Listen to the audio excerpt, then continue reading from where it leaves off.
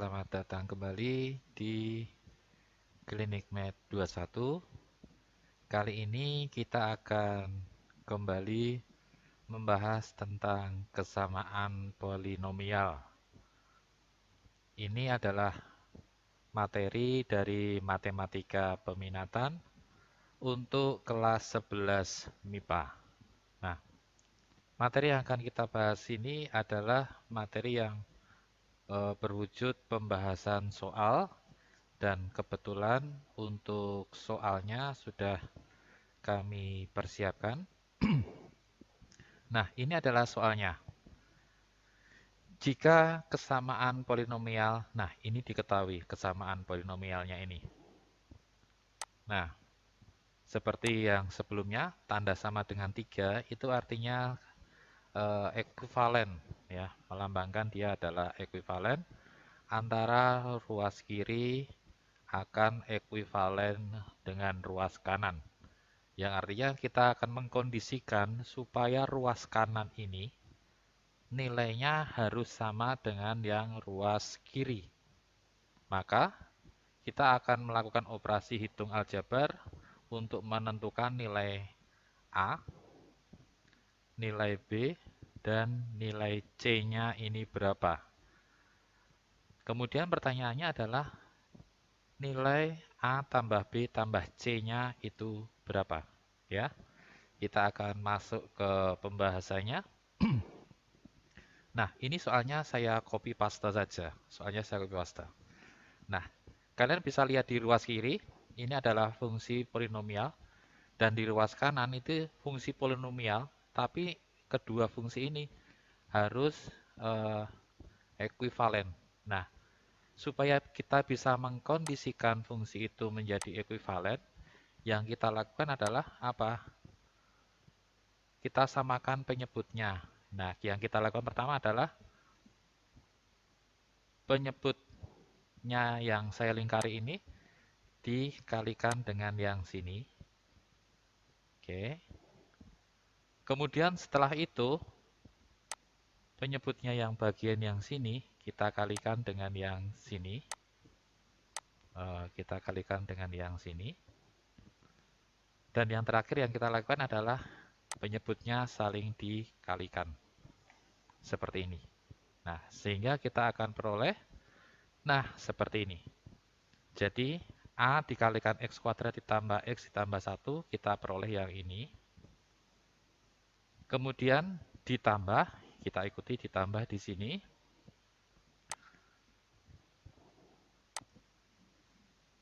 BX tambah C kali X kurangi 1. Nah, kita akan peroleh seperti ini. Ya, hati-hati. Yang sering terjadi adalah BX tambah C-nya tidak diberi kurung. Nah, itu akibatnya orang akan salah persepsi. Jadi, tetap diberi tanda kurung. Nah, kemudian yang kita lakukan, kemudian adalah kita akan peroleh hasil seperti ini. Loh, kenapa kok bisa hasilnya panjang sekali seperti ini ya? Oke, kita lihat dari bagian penyebutnya aja dulu sementara. Nah, ini kan tadi dikalikan ya, penyebutnya kan dikalikan. Berarti X kurangi 1 kalikan X kuadrat tambah 1. Kita peroleh seperti ini. Dan kita bisa lihat ruas kiri dengan ruas kanan itu sudah sama di bagian penyebutnya. Pertanyaannya adalah, kenapa jawabannya bisa panjang sekali untuk yang pembilang? Nah, ini penjelasan logisnya. Yang kita lakukan adalah sebetulnya adalah kali pelangi. Ya, kali pelangi ya, artinya ini dikalikan sama sini, kita peroleh AX kuadrat. Kemudian A-nya saya kalikan sama X-nya, maka saya dapat AX yang ini. Kemudian A-nya saya kalikan lagi dengan angka 1, berarti jadi plus A. Oke, bisa dipahami sampai sini? Kita lanjut. Nah, kemudian kita akan melihat bagian yang sini, bagian yang ini. Kita kalikan pelangi lagi, BX kita kalikan dengan X, maka kita peroleh BX kuadrat yang ini. Kemudian BX kita kalikan lagi dengan min 1, kita peroleh min BX. Kemudian C saya kalikan dengan X, maka kita dapat plus CX. Kemudian C kalikan dengan min 1, kita dapat min C. Nah, itu asal-usul dari jawaban yang panjang ini. Oke ya. Kemudian kita hanya akan fokus di pembilangnya saja, baik di ruas kiri maupun di ruas kanan. Karena apa? Karena penyebutnya udah sama. Yang bagian yang bawah ini X min 1 kali X kuadrat plus 1, plus X plus 1, kemudian yang di ruas kanan sudah sama. Nah, kalau kita lihat di bagian pembilang ini, kalian bisa lihat ada variabel-variabel yang sejenis, yaitu AX kuadrat dengan BX kuadrat. Ini sejenis. Karena itu kita akan kelompokkan. Kemudian di sini ada yang variabel lagi sejenis yang variabel X-nya. Ini adalah AX. Kemudian ini ada min BX. Di sini ada CX. Itu sejenis juga. Kemudian ada lagi variabel yang sejenis yaitu X pangkat 0 atau yang nggak ada X-nya. Itu yang A dengan min C. Nah, kita akan kelompokkan, kita akan peroleh seperti ini. Kita baru mendampingkan yang sejenis-sejenis tadi. Oke, sampai sini bisa dipahami dulu. Nah, kita akan melihat lagi. Yang ini, itu yang sama adalah X kuadratnya. Maka, X kuadrat ditaruh keluar. Jadi, A tambah B baru X kuadrat. Kemudian kita lihat lagi yang sejenis. Ini, itu yang sama adalah X-nya. Maka, kita peroleh A kurangi B tambah C, X-nya di luar. Kalau ini tinggal kita tulis ulang, ditambah A kurangi C, seperti ini. Nah, sampai sini kalian bisa pahami dulu ya. Bisa? Oke, kita lanjut. Nah, ini saya hanya mengcopy dari yang sebelumnya. Kita lihat yang di bagian pembilang. Bagian pembilang itu yang atas, ya. Pandang kesamaan polinomial tersebut, bagian penyebut sudah sama, ya. Penyebutnya sudah sama, ruas kiri, ruas kanan sudah sama. Sehingga kita hanya fokus ke bagian pembilang saja, atau bagian yang atas, yang ini dengan yang ini. Kita hanya fokus di situ saja. Oke, lanjut. Nah, kita ngambil pembilangnya aja. Terus kalian lihat, koefisien X kuadrat untuk ruas kiri yang ini adalah 4. Sedangkan koefisien X kuadrat di ruas kanan itu adalah A tambah B. Maka, kita akan peroleh seperti ini. Ya, yang ruas kiri itu 4, yang ruas kanan A tambah B. Ingat, di sini adalah ekuivalen, berarti sama dengan penghubungnya. Kemudian koefisien X-nya, ruas kiri adalah angka 3, yang di ruas kanan adalah A kurangi B tambah C. Kita tulis lagi, supaya mudah diingat. Kemudian kita lihat koefisien X pangkat 0, atau yang nggak ada X-nya.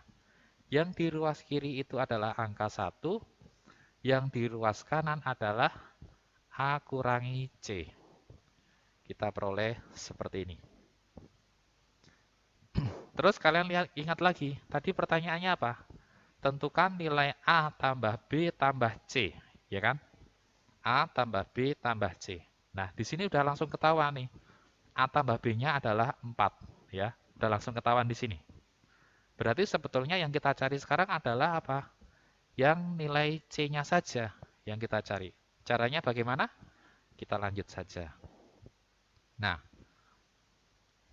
pandang koefisien X pangkat 0 tadi, 1 sama dengan A kurangi C. Nah, kemudian ubah menjadi A sama dengan 1 tambah C. Kok bisa? Gampang saja. Min C-nya yang ini pindah saja ke ruas kiri. Jadi kurangi C, pindah ruas jadi tambah C. Jadi 1 tambah C sama dengan A. Atau A sama dengan 1 tambah C. Mudah ya? Kemudian A sama dengan 1 tambah C ini kalian substitusikan ke koefisien X-nya yang tadi, yang ini. Maka nilai A-nya yang ini diganti dengan A tambah C. Kita peroleh seperti ini.